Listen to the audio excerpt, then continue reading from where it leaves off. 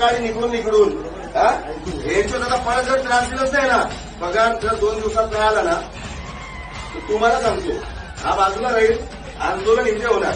मग कासा पुढचा काय उद्या गुन्हा दाखल होऊ द्या.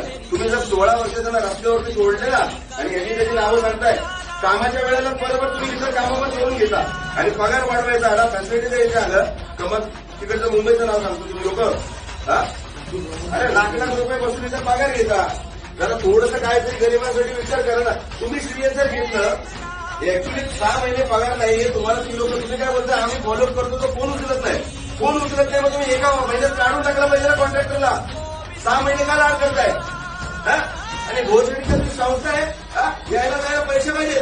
काय तर 6 महिने झाले त्याला 1 रुपये पगार दिला नाही आणि तुझ्या यायला जायला ते 15,000 देणार ते 6 महिने. त्याच्यानंतर तुझी दमदाटी, भाईगिरी. आता कर भाईगिरी,